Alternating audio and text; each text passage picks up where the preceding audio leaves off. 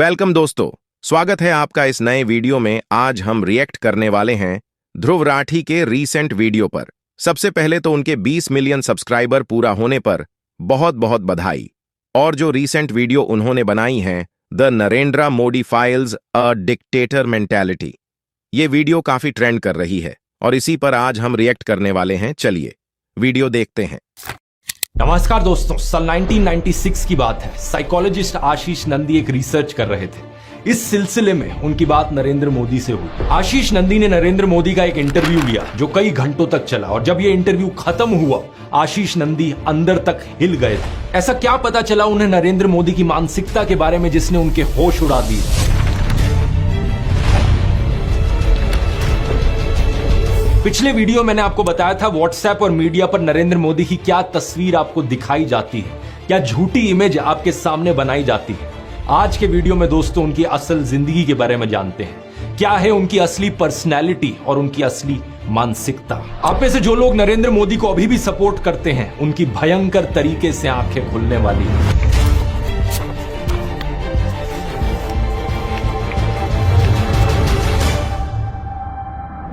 Video शुरू करने से पहले दोस्तों मैं आप लोगों का धन्यवाद करना चाहूंगा, क्योंकि अब इस चैनल पर हमारे 20 मिलियन से ज्यादा सब्सक्राइबर्स हो चुके हैं। ये सही मायनों में एक बहुत बहुत बड़ा नंबर होता है और मुझे देखकर खुशी होती है कि देश में इतने सारे लोग हैं जो देश के संविधान को, देश के लोकतंत्र को बचाने की परवाह करते हैं। इसी ओकेजन पर मैं ध्रुव राठी एकेडमी के तीनों कोर्सेज पर एक फ्लैट 50% ऑफ देना चाहूंगा आप सब लोगों को। मेरा time management course, master chat GPT course और यूट्यूब ब्लूप्रिंट वाला कोर्स, तीनों कोर्सेज पर 50% ऑफ कूपन कोड यूज कीजिए। Thank you.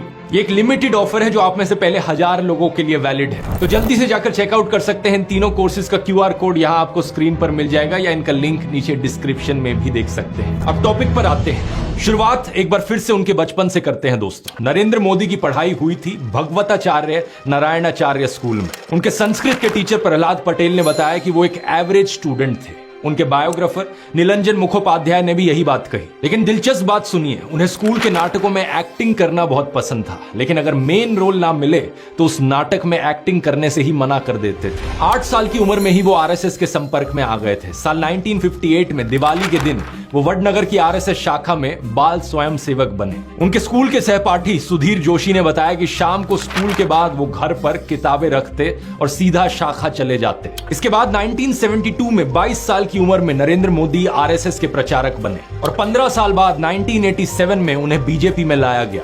उन्हें एक कमाल के ऑर्गेनाइजर के रूप में देखा जाता था। जैसे कि एनडी मरीनो उनके द्वारा लिखी गई नरेंद्र मोदी की पॉलिटिकल बायोग्राफी में बताते हैं कि 1990 में राम रथ यात्रा हुई तो नरेंद्र मोदी गुजरात बीजेपी में शामिल थे और उन्होंने इस यात्रा के गुजरात वाले हिस्से के आयोजन में अपनी भूमिका निभाई। 1995 में उन्हें बीजेपी का नेशनल सेक्रेटरी अपॉइंट किया गया। जब चुनाव होता है तो लोग वोट देते हैं सरकार चुनने के लिए, या तो वोट लोग देते हैं सरकार को हटाने के लिए, पर लोगों के मन में एक नई धारा शुरू हुई है, वो है वोट टू पनिश। 2001 में इन्हें गुजरात का चीफ मिनिस्टर अपॉइंट किया जाता है। 2002 में दंगे होते हैं। इन्हें लेकर नरेंद्र मोदी पर कई इल्जाम लगते हैं। अब इस पर अपना अलग से एक डिटेल्ड वीडियो हो सकता है, लेकिन कुल मिलाकर बात यह होती है कि इन्हें क्लीन चिट भी मिल जाती है। लेकिन तभी से एक कॉम्युनल नरेंद्र मोदी की ब्रांडिंग बनती है, एक कट्टर हिंदू नरेंद्र मोदी जो मुसलमानों के खिलाफ है। अब आप में से कुछ लोग होंगे जो इस ब्रांडिंग पर यकीन करते हैं, जो मानते हैं कि नरेंद्र मोदी इसी तरीके के कॉम्युनल इंसान है। लेकिन आप में से दूसरी तरफ कुछ लोग होंगे जो नरेंद्र मोदी को एक सेक्युलर आदमी मानते हैं कि नहीं, नरेंद्र मोदी तो सबका साथ सबका विकास में विश्वास रखते हैं। इससे फर्क नहीं पड़ता कि आप दोनों में से कौन सी कैटेगरी में हो, दोनों ही कैटेगरी के लोगों की यहाँ आंखें खुलने वाली हैं आगे की बातें सुनकर। क्योंकि देखो, वैसे तो नरेंद्र मोदी मटन और मछली पर बहुत शोर मचाते हैं अपने भाषणों में। सावन के महीने में मटन बनाने का मौज ले रहे हैं, लेकिन दूसरी तरफ हलाल बीफ एक्सपोर्टिंग कंपनी से चंदा लेते हैं इलेक्टोरल बॉन्ड्स के जरिए। जो असली गंगा पुत्र थे स्वामी सानंद, गंगा को अविरल और निर्मल बनाने के लिए उनकी 4 डिमांड थी। प्रधानमंत्री मोदी को 3 चिट्ठी लिखी उन्होंने। RTI से पता चला कि PMO तक वो चिट्ठी पहुंच गई थी, लेकिन कोई जवाब नहीं आया। जब 111 दिन तक अनशन पे बैठने के बाद उनकी मृत्यु हुई, तब जाकर प्रधानमंत्री मोदी का मुंह खुला और वो भी ट्विटर के जरिए उन्होंने श्रद्धांजलि दी उन्हें। एक हिंदू होकर कभी उनके मन में ख्याल नहीं आया कि किसी संत की मृत्यु होने का उन पर पाप लग सकता है। और वो तो हम क्या ही बात करें जो किसान आत्महत्या से मरते रहे हैं, उनमें क्या हिंदू नहीं है? उन हिंदुओं के लिए क्या किया? प्रज्वल रेवन्ना की उन वीडियोस में 2900 से ज्यादा महिलाओं का यौन शोषण देखने को मिला। उनमें भी तो कई हिंदू औरतें थी। जो महिला पहलवान बृजभूषण सिंह के खिलाफ धरने पर बैठी थी वो भी हिंदू थी। उनका क्या? कोई भी व्यक्ति चाहे वो कितना भी बड़ा क्यों ना हो, अगर वो महिलाओं के सम्मान के साथ खिलवाड़ करता है तो उसे बख्शा नहीं जाना चाहिए। प्रधानमंत्री मोदी तो प्रज्वल रेवन्ना के लिए वोट मांग रहे थे और अब बृजभूषण सिंह के बेटे को टिकट भी दे दिया। एनडीए के सिर्फ प्रज्वल रेवन्ना, इनके लिए आपका हर वोट मोदी को मजबूती देगा। अब कुछ हमारे देश में ब्रेन वॉश लोगों का एक सेक्शन है जिन्हें इन चीजों से फर्क नहीं पड़ता। उन्हें नहीं फर्क पड़ता कि उनके घर की महिलाओं को सुरक्षा मिल रही है नहीं मिल रही, उनके बच्चों को शिक्षा मिल रही है नहीं मिल रही, रोजगार है नहीं है। उन्हें बस चाहिए कि मुसलमानों की ऐसी तैसी की जाए। और इन्हीं लोगों को मनाने के लिए नरेंद्र मोदी के हिंदू मुसलमान वाले भाषण होते हैं। कभी मोदी कहते हैं कि कपड़े देखकर दंगाइयों को पहचाना जा सकता है। ये आग लगाने वाले कौन है वो उनके कपड़ों से ही पता चल जाता है। तो कभी अमित शाह एक भाषण में मुसलमानों के खिलाफ डॉग विस्लिंग करते हैं। कहते हैं कि 2002 में उन्होंने दंगे की और नरेंद्र मोदी ने उन्हें सबक सिखाया। प्रधानमंत्री मोदी को इस सब की कोई हिचक नहीं है कि मैं प्रधानमंत्री हूं, मेरे पद की कोई गरिमा है, इस सब से कुछ फर्क नहीं पड़ता। खुल्लम खुल्ला कम्युनल बेशर्मी के साथ वो भाषण देते हैं। ये भाषण दिया था उन्होंने राजस्थान में, जहां मुसलमानों के खिलाफ नफरत फैलाकर वोट मिलने थे। इसका मतलब ये संपत्ति इकट्ठी करके किसको बांटेंगे? जिनके ज्यादा बच्चे हैं उनको बांटेंगे, घुसपैठियों को बांटेंगे। लेकिन कहानी में अब ट्विस्ट देखिए। बिहार में समीकरण कुछ और थे तो वहां मोदी शांति दूत बन गए। ये बोलने लगे कि मैं देश को धर्म के नाम पर नहीं बंटने दूंगा। मैं जब तक जिंदा हूं मैं धर्म के आधार पर इस देश को बांटने नहीं दूंगा। अलीगढ़ की रैली में भी मुस्लिमों के हितैषी बनकर आए थे। बोलने लगे कि कांग्रेस और समाजवादी पार्टी ने मुसलमानों के लिए कुछ नहीं किया है। कांग्रेस, सपा जैसी पार्टियों ने और मुसलमानों के राजनीतिक, सामाजिक, आर्थिक उत्थान के लिए कभी कुछ नहीं किया। और 14 मई को तो इंटरव्यू में ये तक कह डाला कि जिस दिन मैं हिंदू मुस्लिम करूंगा उस दिन मैं सार्वजनिक जीवन में रहने के योग्य नहीं रहूंगा। मैं जिस दिन हिंदू मुसलमान करूंगा ना उस दिन मैं सार्वजनिक जीवन में रहने योग्य नहीं रहूंगा। मैं हिंदू मुसलमान नहीं करूंगा, ये मेरा संकल्प है, ये तक कह डाला। और मैं हिंदू मुसलमान नहीं करूंगा, ये मेरा संकल्प है। आप में से कुछ लोग ये देखकर कंफ्यूज हो रहे होंगे, यार ये कैसे हो सकता है? मोदी कॉम्युनल है या सेक्युलर है, या फिर इन्हें अब कोई स्प्लिट पर्सनैलिटी डिसऑर्डर हो गया है? ऐसा नहीं है, इनके ये दो चेहरे हमेशा से ही रहे हैं। 2014 के इस ट्वीट को देखिए, सेक्युलरिज्म हमारे खून में है, नरेंद्र मोदी कह रहे हैं। 2020 में अमित शाह ने एक टीवी इंटरव्यू में कहा था कि वो भारत को हिंदू राष्ट्र की तरह नहीं देखते। सभी को अपने धर्म का पालन करने की सुविधा है और देश की सरकार का एक ही धर्म हो सकता है, हमारा संविधान। कि आज की बीजेपी, क्या ये मोदी सरकार भारत को हिंदू राष्ट्र के तौर पे देखती? जरा भी नहीं। हम संविधान को मानते हैं। इस देश में हर पंथ के लोगों को अपने पंथ का अनुपालना करने की संपूर्ण सुविधा है। पीएम मोदी इस्लाम और प्रॉफिट मोहम्मद की तारीफ में बोले हैं, कहा है कि अल्लाह के 99 नाम में से कोई भी हिंसा के लिए नहीं है। इस्लाम का संदेश है शांति, ऐसा इनका कहना था। सभी माइनॉरिटीज भारत का अटूट हिस्सा है। हमारे घर में ईद भी मिलती थी।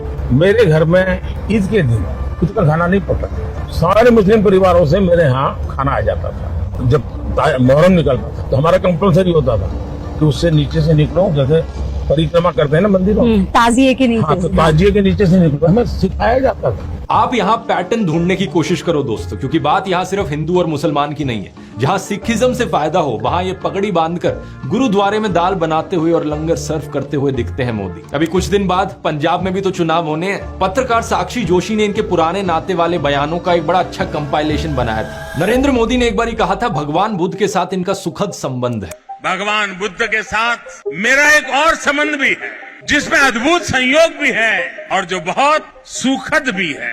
और एक बार इन्होंने कहा, बोहरा मुसलमानों के साथ इनका पुराना रिश्ता है। साथियों, बोहरा समाज के साथ मेरा भी रिश्ता बहुत पुराना है। इतना ही नहीं, ईसाइयों के साथ भी इनका बहुत पुराना और आत्मीय नाता है। क्रिश्चियन कम्युनिटी के साथ तो मेरा संबंध कोई नया नहीं है, बहुत पुराना बड़ा आत्मीय नाता रहा है। एक बार इन्होंने कहा कि जीवन का एक महत्वपूर्ण कालखंड इन्होंने आदिवासियों के बीच बिताया है। जीवन का एक महत्वपूर्ण कालखंड मैंने आदिवासियों के बीच में बिताया है। तो एक बार कहा, बलिया के साथ भावुक रिश्ता है इनका। बलिया से मेरा एक भावुक रिश्ता। पंजाब के साथ भी इनका विशेष नाता रहा है और चीन के साथ भी इनका विशेष नाता रहा है। पंजाब के साथ मेरा विशेष नाता रहा है। चीन के साथ मेरा निजी रूप से भी एक विशेष नाता है। फ्रांस के साथ भी इनका पुराना नाता रहा है और यदुवंश के साथ भी इनका रिश्ता नाता है। मेरा खुद का व्यक्तिगत रूप से फ्रांस के प्रति लगाव बहुत पुराना रहा है। अरे यदुवंश के साथ तो हमारा रिश्ता है, हमारा नाता है। बंगाल से नाता जोड़ने के लिए इन्होंने कहा कि बचपन में ये कोलकाता की मेट्रो देखने आए थे। मैं बचपन में जब पहली बार कोलकाता आया तो एक आकर्षण था, जरा मैं मेट्रो देखूं। प्रॉब्लम बस ये है कि कोलकाता मेट्रो 1984 में शुरू हुई थी जब ये 34 साल के थे। अब बताओ दोस्तों, 34 साल का कोई बच्चा देखा है आपने कभी? अपने भाषणों में नाता जोड़ने के लिए ये तक कहने लगे कि मैं अगला जन्म बंगाल में लूंगा। अगले जन्म में बंगाल की किसी माँ के गोद से पैदा होने वाला हूँ। ओडिशा में जाकर कहते हैं कि ओडिशा को देश का नंबर 1 राज्य बनाएंगे और कर्नाटका में जाकर कहते हैं नहीं, हम कर्नाटका को देश का नंबर 1 राज्य बनाएंगे। उड़ीसा को देश का नंबर 1 राज्य बना सकते हैं। कर्नाटका को पूरे देश का नंबर 1 राज्य बनाने का लिए।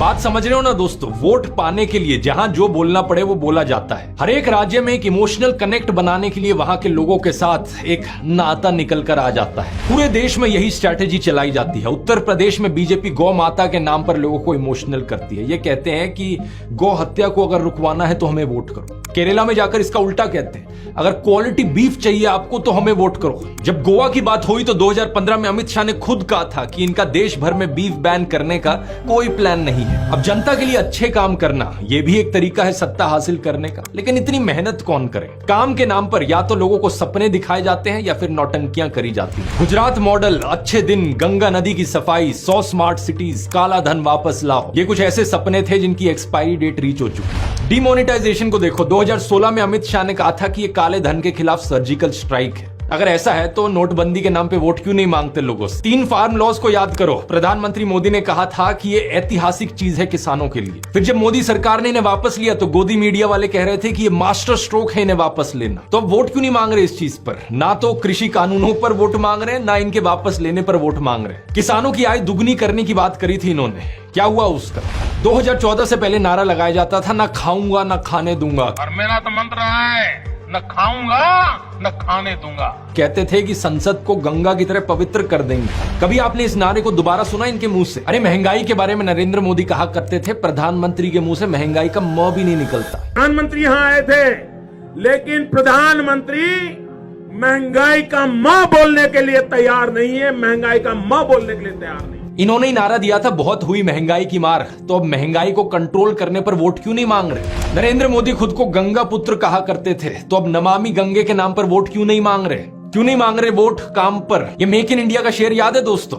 अब तो ये शेर कहीं नहीं दिखाई देता किसी चुनावी पोस्टर पर। Make in India, made in India, आदर्श गांव, smart city, bullet train, 15 lakh, skill India, Mudra loan, look east policy, करोड़ों रोजगार, नारी शक्ति, बेटी बचाओ बेटी पढ़ाओ, कोरोना, अग्निवीर। अरे कुछ तो ऐसा होगा जिसके दम पर चुनाव लड़ सको। राहुल गांधी ने तो नरेंद्र मोदी को ओपन डिबेट के लिए भी चैलेंज कर दिया है। इतना अच्छा मौका है कि राहुल गांधी के साथ 1-on-1 डिबेट करें और बता दे लोगों को, देश की जनता को दिखा दें कि इन्होंने 10 साल में कितना काम किया। लेकिन ना तो इन्होंने कोई प्रेस कॉन्फ्रेंस करी इन 10 सालों में, ना कोई अनस्क्रिप्टेड इंटरव्यू किया जिसमें कोई खुलकर सवाल पूछ सके इनसे। तो कहां से इनमें हिम्मत होगी एक डिबेट करने की?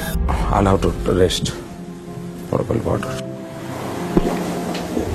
इसीलिए चुनावी भाषण में अब फिर से वही हिंदू मुस्लिम और पुराना नाता। यह है निंजा टेक्निक जनता को रिझाकर वोट लेने की। लेकिन अब दूसरी बात यहां पर आती है कि अपने संगठन के अंदर अपनी पैठ कैसे बनाई जाए। पिछले वीडियो में मैंने हिस्टोरियन हरबंस मुखिया के एक आर्टिकल की चर्चा करी थी जिसमें उन्होंने मोदी और औरंगजेब की तुलना की थी। उसमें एक सिमिलैरिटी यह भी थी कि किसके साथ मिलकर किसे साइड करना है। यह बात औरंगजेब भी अच्छे से जानता था और नरेंद्र मोदी भी। कई सीनियर बीजेपी लीडर्स के साथ बातचीत के आधार पर कैरेवान में ये रिपोर्ट छपी थी जिसमें बताया गया कि कैसे नरेंद्र मोदी ने केशुभाई पटेल के साथ मिलकर शंकर सिंह वगेला को बाहर किया, फिर बीजेपी की नेशनल लीडरशिप की मदद से केशुभाई पटेल को ही बाहर कर दिया। हरबंस मुखिया बताते हैं कि जब अटल बिहारी वाजपेयी ने राजधर्म निभाने को कहा मोदी को, तो उन्होंने लाल कृष्ण आडवाणी के साथ नजदीकियां बढ़ानी शुरू कर दी और बाद में जाकर आडवाणी को ही आइसोलेट कर दिया। ऐसे ही 2014 में जसवंत सिंह को टिकट नहीं मिलने दी। 2014 में मुरली मनोहर जोशी को उनकी टिकट वाराणसी से हटाकर कानपुर भेज दिया गया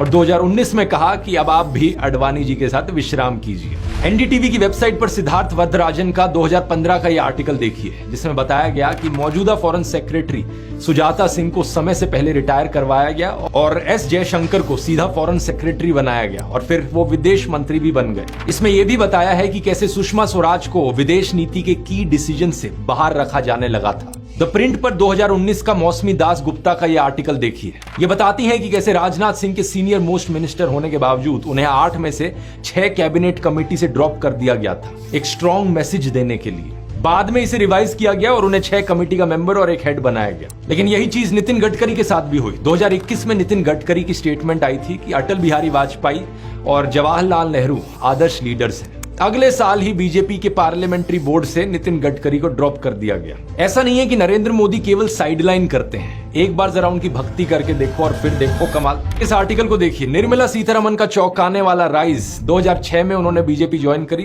और सिर्फ 11 साल बाद वो डिफेंस मिनिस्टर बन गई। 2019 में वो फाइनेंस मिनिस्टर भी बन गई। बिजनेस स्टैंडर्ड के इस 2014 के आर्टिकल को देखिए। Smriti Irani mercurial rise. 2004 में स्मृति ईरानी ने कहा था कि अगर नरेंद्र मोदी गुजरात के दंगों के ऊपर इस्तीफा नहीं देंगे तो वो आमरण अनशन पर बैठ जाएंगे। लेकिन 2 महीने बाद एलके अडवाणी के घर उन्होंने नरेंद्र मोदी के साथ डिनर किया और सुलह हो गई। 2014 में अमेठी से चुनाव हारने के बावजूद भी उन्हें एचआरडी मिनिस्टर बनाया गया और 2019 में women and child development minister बन गई वो। अश्विनी वैष्णव का केस देखिए। वो पहले आईएएस थे, फिर कॉर्पोरेट जॉब, फिर बिजनेस और 2019 में राज्यसभा में आए। लेकिन सिर्फ 2 साल बाद 2021 में इन्हें इकट्ठे 3 मंत्रालय दे दिए गए। रेलवेज, इलेक्ट्रॉनिक्स और आईटी और कम्युनिकेशन। ज्योतिरादित्य सिंधिया 2020 में कांग्रेस का साथ छोड़ा। मध्य प्रदेश में कांग्रेस की सरकार गिरा दी।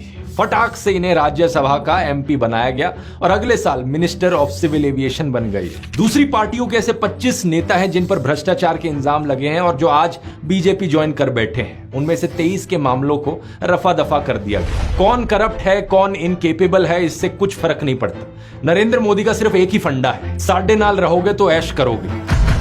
और ये तकनीक इनकी सिर्फ नेताओं तक सीमित नहीं है, ये रिवॉर्ड और पनिश का मॉडल देश में हर जगह चला रखा है। फॉर्मर सीजीआई रंजन गोगोई ने कई ऐसे केस देखे जिसमें सरकार के मेजर पॉलिटिकल स्टेक्स थे। जब ये चीफ जस्टिस थे, कई ऐसे फैसले आए सुप्रीम कोर्ट की तरफ से जो सरकार के फेवर में गए और रिटायरमेंट के केवल 4 महीने बाद इन्हें राज्यसभा की सीट दे दी गई। सीनियर एडवोकेट दुष्यंत दवे ने इसे क्विड प्रो को का एक क्लियर केस बताते हुए डिस्गस्टिंग करार दिया था। सुप्रीम कोर्ट के जज अरुण मिश्रा ने ओपनली प्रधानमंत्री मोदी की तारीफ करी है। इन्हें वर्सेटाइल, जीनियस और इंटरनेशनली अक्लेम्ड विजनरी बुलाया है। कुछ साल पहले रिजर्व बैंक के साथ सरकार की तकरार हुई थी। आरबीआई के गवर्नर रघुराम राजन को दूसरी टर्म नहीं दी गई। फिर उर्जित पटेल ने भी रिजाइन कर दिया। बाद में विरल आचार्य ने डिप्टी गवर्नर की पोस्ट से भी रिजाइन कर दिया था। इलेक्शन कमीशन को देखिए। 3 इलेक्शन कमिश्नर्स होते हैं। 2019 की इलेक्शन में एक इलेक्शन कमिश्नर अशोक लवासा ने नरेंद्र मोदी की हेट स्पीच पर क्लीन चिट देने से मना कर दिया था। कुछ ही महीनों बाद उन्हें हटा दिया गया इलेक्शन कमीशन से। इलेक्शन कमिश्नर्स अपॉइंट करने के लिए यह था कि सिलेक्शन पैनल में चीफ जस्टिस ऑफ इंडिया होंगे, लेकिन उन्हें भी हटा दिया गया सिलेक्शन पैनल से। इलेक्शन कमिश्नर्स भी नरेंद्र मोदी ने अपनी पसंद की अपॉइंट कर रखे हैं आज। ब्यूरोक्रेसी में लैटरल एंट्री स्कीम, यानी प्राइवेट से कोई आएगा और सीधा joint secretary, director, deputy secretary जैसी हाई पोस्ट पर अपॉइंट कर दिया जाएगा। ये स्कीम लाई गई सरकार के द्वारा। स्टेटमेंट, लोकेश चंद्र ने कहा कि मोदी गांधी से भी महान है, वे तो भगवान है। रिजल्ट, उन्हें Indian council for cultural relations का हेड बना दिया गया। स्टेटमेंट, पहलाज निहालनी ने कहा हर हर मोदी, घर घर मोदी। रिजल्ट, उनके जैसे बी ग्रेड फिल्म मेकर को सीबीएफसी का चेयरमैन बना दिया गया। उसके बाद हमने ये भी देखा कि उनके समय कितनी प्रॉब्लम्स हुई। यूनिवर्सिटीज को भी नहीं छोड़ा गया। गजेंद्र चौहान, इन्होंने बस युधिष्ठिर का एक रोल किया था और उसके बाद सैकड़ों बी ग्रेड फिल्में करी थी। लेकिन मोदी के लिए इन्होंने कैंपेन किया तो एफटीआईआई पुणे जैसे प्रीमियर इंस्टीट्यूट का इन्हें चेयरमैन बना दी। इसके लिए आईएनबी मिनिस्ट्री ने सजेशंस की एक लिस्ट भी रखी थी जिनमें महान फिल्म मेकर्स के नाम थे। श्याम बेनेगल, विदु विनोद चोपड़ा, रजनीकांत का नाम था, अमिताभ बच्चन का नाम था। लेकिन मोदी सरकार ने अपॉइंट किसे किया? गजेंद्र चौहान को। केवल और केवल मोदी की चाटुकारिता के लिए 139 दिन तक एफटीआईआई के छात्रों ने इसके खिलाफ स्ट्राइक भी करी थी। ये बात केवल नेताओं, मंत्रियों, सरकारी एजेंसियों, ऑफिसर्स और एजुकेशन इंस्टीट्यूट्स पर नहीं रुकती है। इन्हें मीडिया भी अपनी मुट्ठी में चाहिए। कोई मीडिया आउटलेट इनसे सवाल करेगा तो रेड हो जाएगी। एनडीटीवी के बिकने से पहले उस पर सीबीआई रेड हुई थी। न्यूज लॉन्ड्री पर इनकम टैक्स सर्वे हुआ। बीबीसी इंडिया पर रेड हुई। द वायर पर रेड हुई। और दूसरी तरफ गोदी मीडिया है जो इनकी तारीफ करेगा रहेगा, अपने चैनल पर रोज मोदी मोदी मोदी का गाना गाता रहेगा, उन्हें सरकारी विज्ञापन मिलेंगे, उनके साथ मोदी जाकर इंटरव्यू करेंगे। एनडीटीवी इतने सालों से एक बड़ा न्यूज चैनल रहा था, लेकिन आज तक नरेंद्र मोदी की हिम्मत नहीं हुई थी एनडीटीवी को इंटरव्यू देने की। लेकिन अब जब अडानी ने एनडीटीवी को खरीद लिया है, अब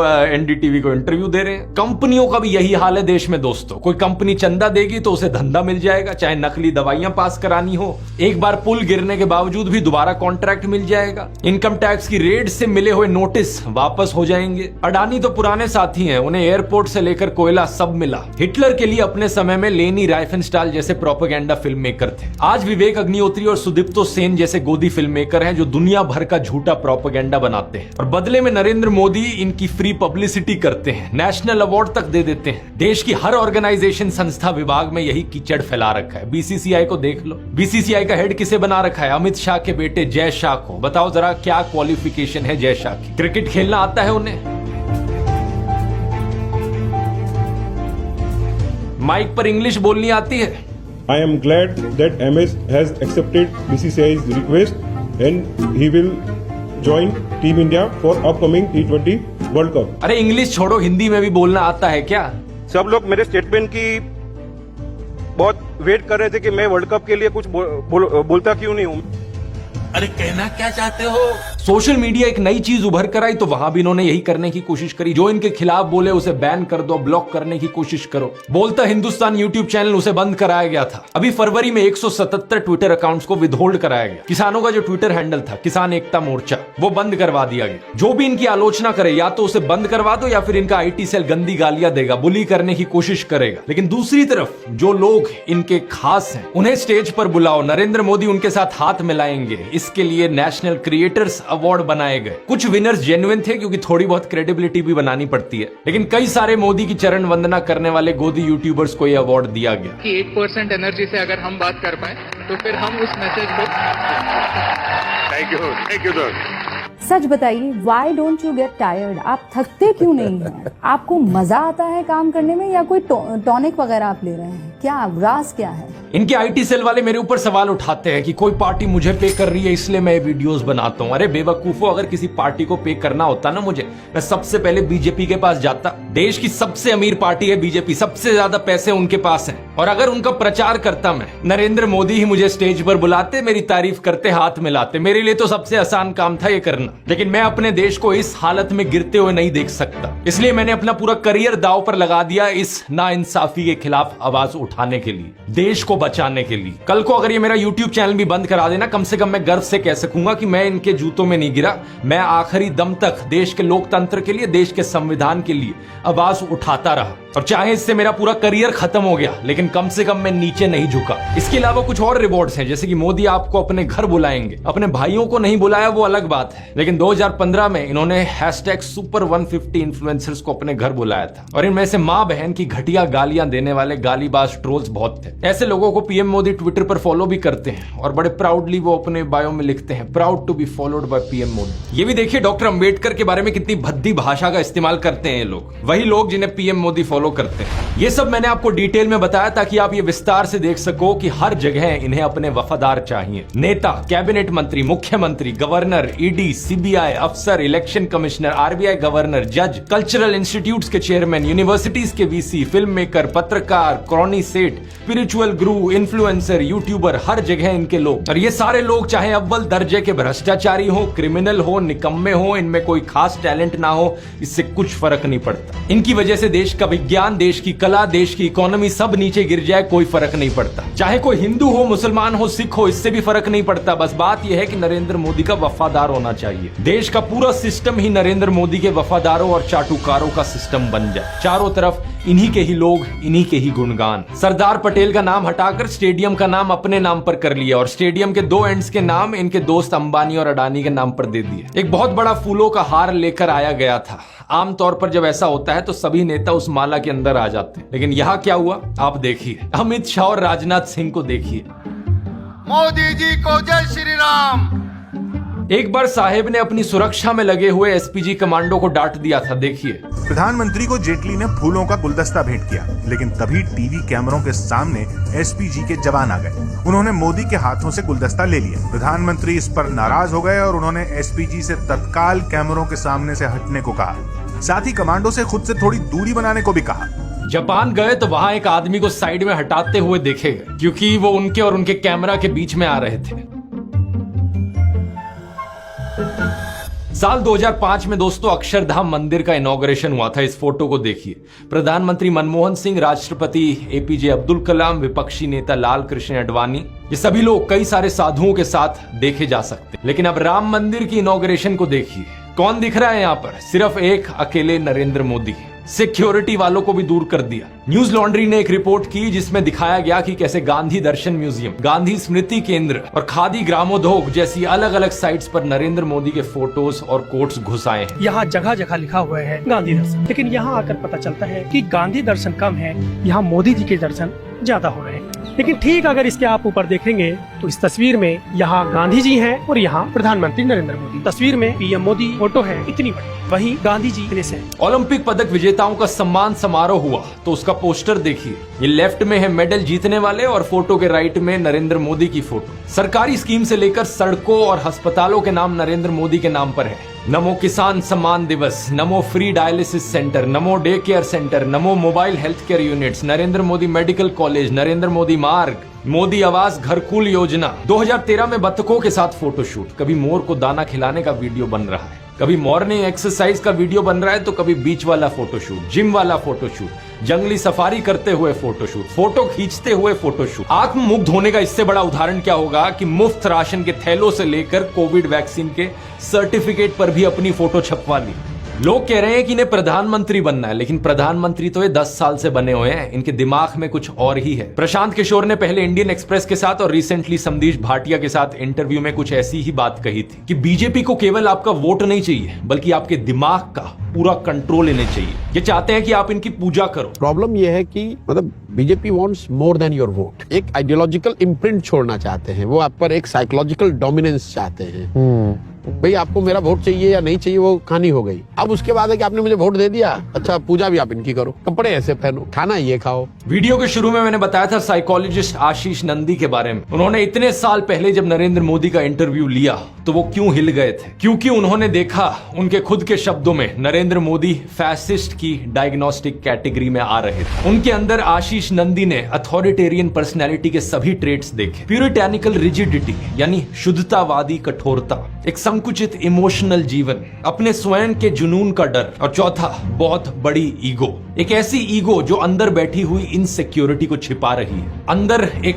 डरपोक बैठा है जो बाहर सब कुछ कंट्रोल करना चाहता है। एक तरफ ये अपने अमीर सेठ दोस्तों और वफादारों के साथ, दूसरी तरफ करोड़ों गरीब लोग। मित्रोनॉमिक्स की इस इकोनॉमिक पॉलिसी पर गरीब लोग एतराज ना करें, इसलिए सोशल पॉलिसी, फूट डालो और राज करो। फिर भी कुछ लोग अपनी सैनिटी बनाए रखें और विरोध दर्ज करें तो पॉलिटिकल पॉलिसी, अथॉरिटेरियनिज्म, पावर का नशा, सत्ता की भूख, इनके सामने कोई ना बोल पाए। अपने आलोचकों को देशद्रोही गद्दार कहने का फॉर्मूला भी तानाशाही का ही फॉर्मूला है। सिंगर नेहा सिंह राठौड़ से लेकर जर्नलिस्ट आरफा खान शेरवानी के ट्विटर पर गंदी गालियां दी जाती हैं, ये भी यही फॉर्मूला है। कुछ दिन पहले पॉलिटिक्स के एक रिपोर्टर राघव त्रिवेदी पर अमित शाह की रैली में गुंडों ने हमला कर दिया। किसी को धमका दो, किसी को गाली दो, किसी को डरा दो तो किसी को गद्दार घोषित कर दो। और फिर नरेंद्र मोदी और उनके बृजभूषण सिंह, अजय मिश्रा टैनी जैसे नेताओं के खिलाफ कोई ना बोल सके, सब कुछ चुपचाप सहो। यही वजह है जिसके कारण मैं कहता हूं, मोदी नहीं, कोई भी और जिसमें आलोचना सहने की शक्ति हो, जो लोगों के प्रति जवाबदेही हो, जो अहंकारी होने की बजाय विनम्र हो, जो एक्सपर्ट से सलाह करते हुए विवेकपूर्ण चले।